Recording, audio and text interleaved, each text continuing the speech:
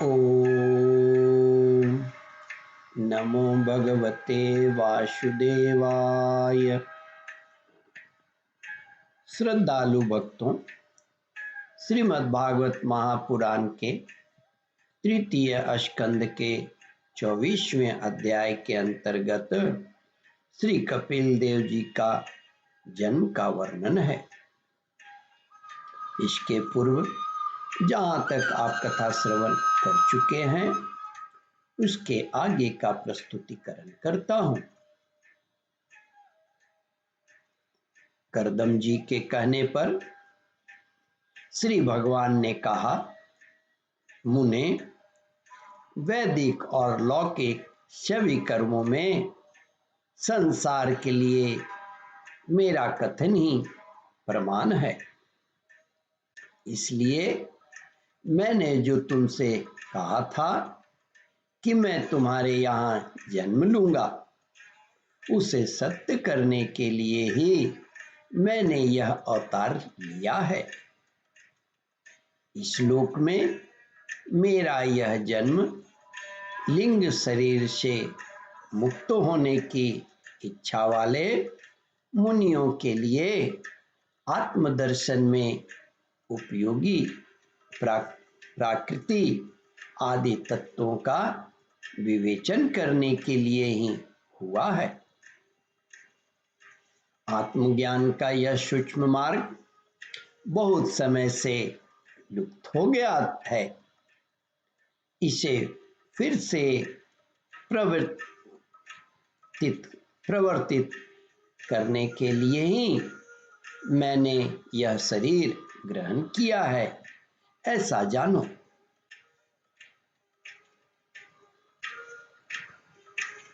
यानी कि जो ज्ञान लुप्त हो गया था उसी को फिर से प्रवर्तित करने के लिए भगवान जन्म लिए हैं कपिल जी के रूप में।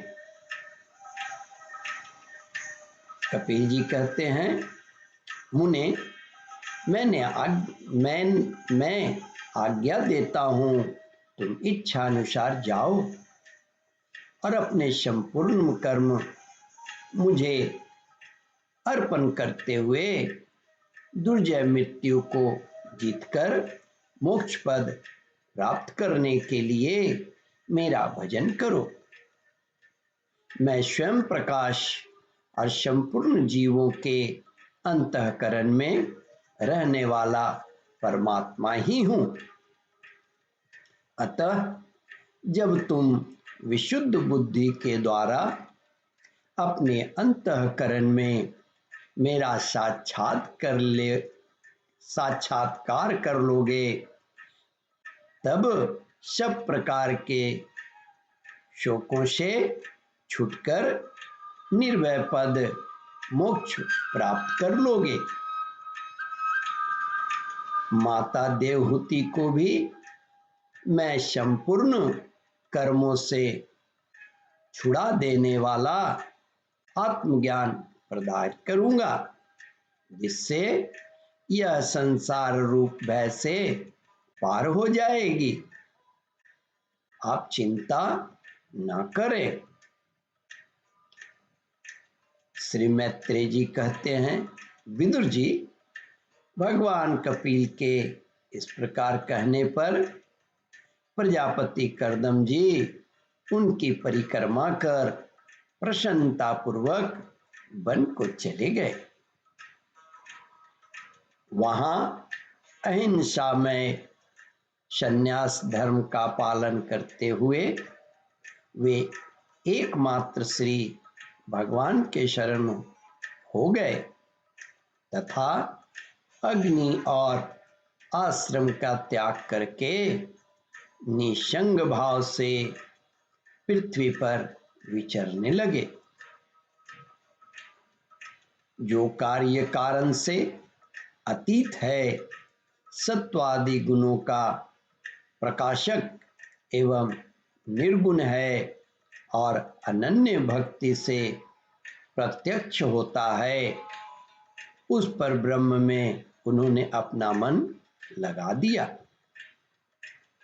वे अहंकार, ममता और सुख दुखादि द्वंद्वों से छूटकर समदर्शी भेद दृष्टि से रहित हो सब में अपने आत्मा को ही देखने लगे। उनकी बुद्धि अंतर्मुख एवं शांत हो गई। उस समय धीर करदम जी शांत लहरों वाले समुद्र के समान जान पड़ने लगे। परम भक्ति भाव के द्वारा सर्वांतर्यामी सर्वज्ञ श्री वासुदेव में चित स्थित हो जाने से वे सारे बंधनों से मुक्त हो गए। संपूर्ण भूतों में अपने आत्मा श्री भगवान को और संपूर्ण भूतों को आत्मस्वरूप श्री हरि में स्थित देखने लगे। इस प्रकार इच्छा और द्वेष से रहित सर्वत्र समबुद्धि और भगवत भक्ति से संपन्न होकर श्री करदम जी ने भगवान का परम पद प्राप्त कर लिया। ओम परमात्मने नमः। श्रद्धालु भक्तों, इस कथा को ध्यान पूर्वक श्रवण, मनन और इसका चिंतन करें। इस कथामृत का रसास्वादन अपने बंधु बांधवों को भी करावे। इस वीडियो को शेयर और सब्सक्राइब करें। ओम परमात्मने नमः।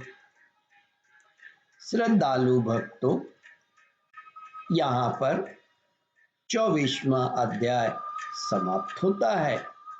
इसके आगे 25वां अध्याय प्रारंभ करूंगा। ओम नमो भगवते वासुदेवाय।